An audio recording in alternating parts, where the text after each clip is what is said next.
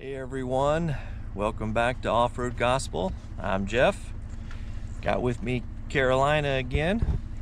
She's out riding with me. We got a nice day here. It's a little cold out, but low 30s. But sun's out. We're over back at the center fire trail over by the Gladwin County ORV trailhead.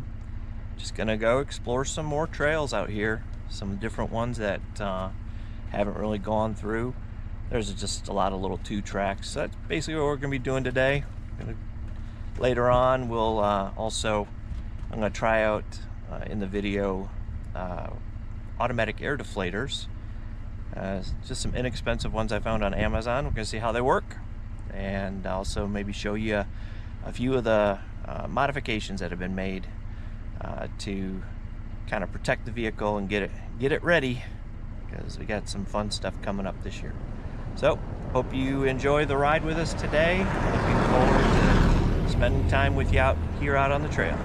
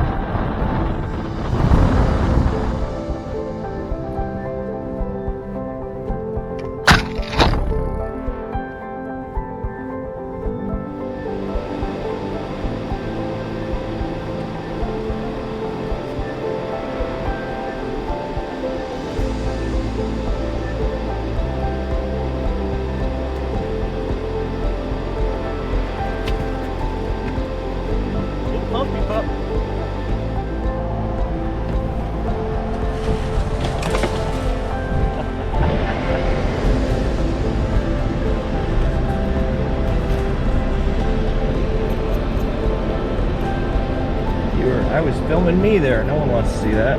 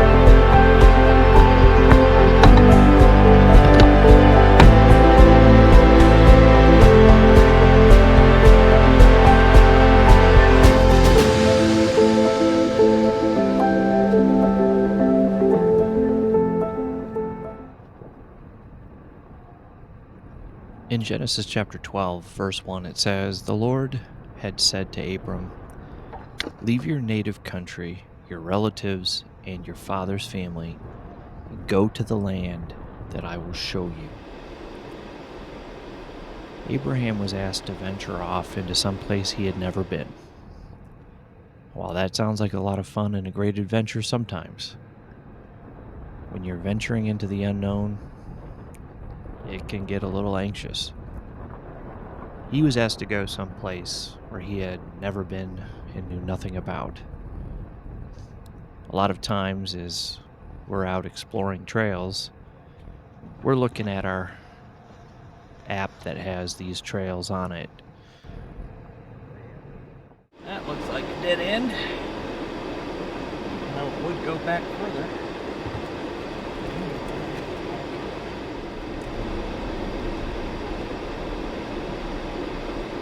Sometimes you find a good trail, sometimes you don't find anything.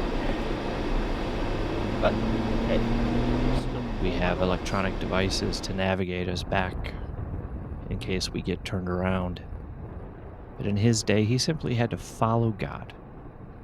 He had to follow and go in the direction God would have him to go, not knowing anything about it, not understanding where he was going, simply trusting that God was leading him to where he needed to be. Faith truly is the substance of things hoped for, and the evidence of things not seen. Sometimes we're going to have to venture out and do and follow God even when it doesn't make sense. So I encourage you today, follow God, trust him. He knows what he's doing. He knows the end, and he knows that where he's leading you is full of blessing and promise. So be encouraged today, and don't be afraid of venturing out into places you've never been with the Lord. Hey there, appreciate you sticking around. I'm going to kind of give you a little walkthrough on some of the things that have been upgraded and some of the things I'm doing to just help with the overall functionality for off-roading. And so one of the first things that I'm glad I was able to find was somebody was selling their used rock sliders that come stock with the ZR2, but when I bought this one, someone had put some side steps on it. So went ahead and added the rock sliders to it, and so that's just gives me a little bit of extra. I have banged. I found there's from the last trail ride here a little bit of a tree branch caught up in the in the skid here. Cleared that out of there.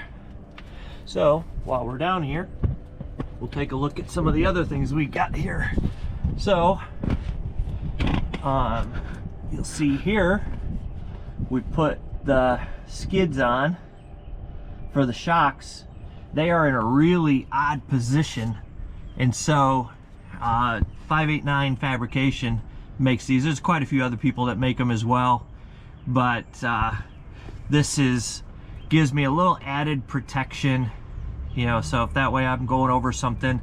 And also found this, somebody was apparently must have traded in their vehicle or whatever it might have been. They had this AEV differential skid, and so I was able to pick it up at a really great price. And so along with my shock skids, I have some really good protection back here, so if I'm going over something, it gives me that additional safety for when I'm out and about on the trail, not having to worry about damaging something that's important like the shocks, getting them hung up on something, and also protecting the differential as well. This is what I did for my accessory port. I run a dash cam, and because I run a dash cam in the front, I realized that when I head out and do some camping, I can't use my power inverter I probably would, because I have a battery unit that I use for my CPAP machine. And so when I was kind of thinking about it, I'm like, wait a minute, I only have one accessory available. And so if I try to do, recharge my battery pack, well, then I can't power up my GMRS radio. So I found this one on Amazon. It's a 3-in-1. It's got a couple USB ports on the bottom of it, but I figured this is kind of the best location in my ZR2. That way, it's out of the way. They aren't on unless I press the little button underneath it. And if you're interested, just comment in the section, comment on it. I'll be more than happy to send you a link to what I found. But, if you do a splitter, accessory splitter, 12 volt, you can find all kinds of different options on Amazon. But this is going to be helpful in making sure I have enough power to charge things back up and take care of everything while I'm out on the road. You see here, I got my GMRS radio mounted. I just used some basically sticky back like Velcro type material, this thing from 3M. I did the same thing to mount my the radio part of it, the handheld. And then I also added this from a company called Offroad. It clamps on right there. They make it for all kinds of different vehicles. This one specifically for the ZR2, or the Colorado and Canyon, I should say. It's kind of a standard interior. But thing is, tightens up real nice. You can put a phone in there.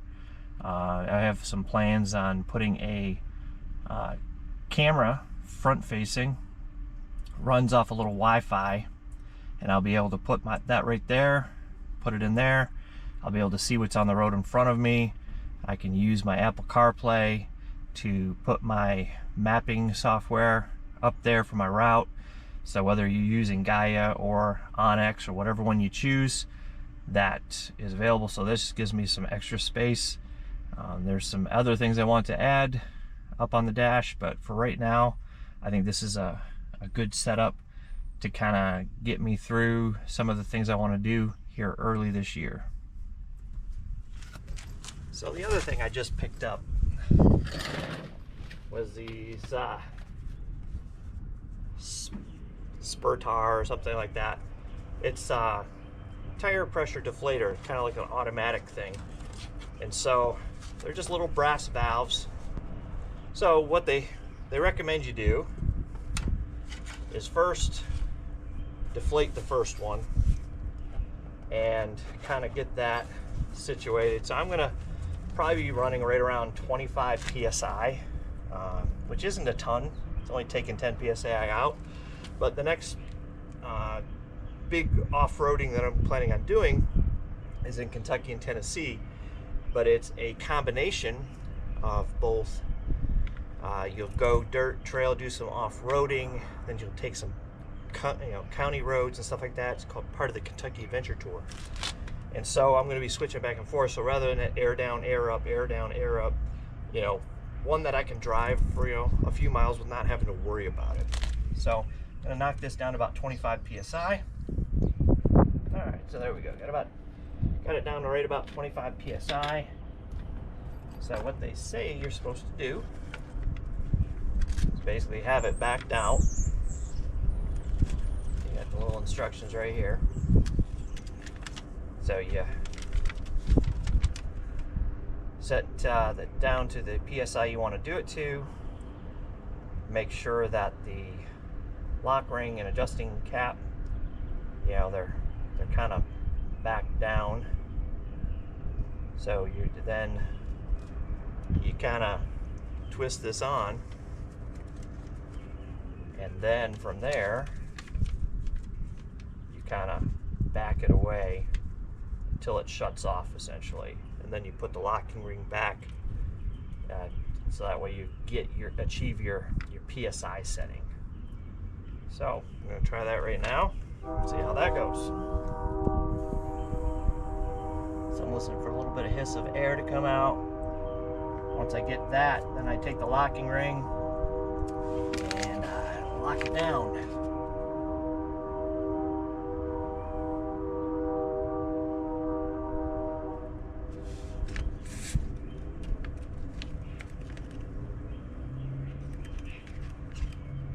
Now, if I did this right, I should be able to go over here to this other one, test it out, and make sure. I'm going to go ahead and set these, and then go from there.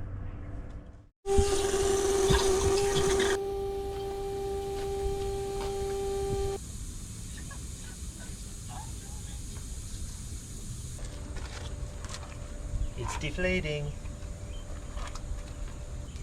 Now we're going to see if it actually stops deflating. And then we'll check the PSI.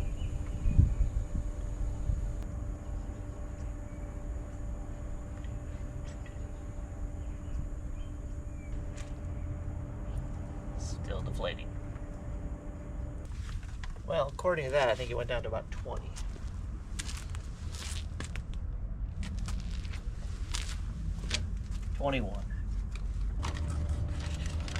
Oh, we'll make sure these other ones aren't losing any air as well. I don't feel like filling up all 4 of them. So at least I know if that's the case. Put it on and it's not leaking air, it will at least be close.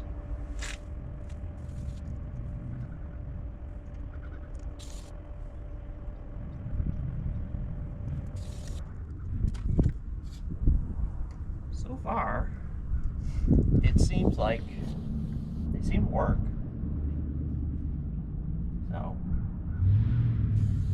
So I will let you know after I have a chance to try them out on the road, because I should be then able to put all 4 onto it and then allow them to deflate.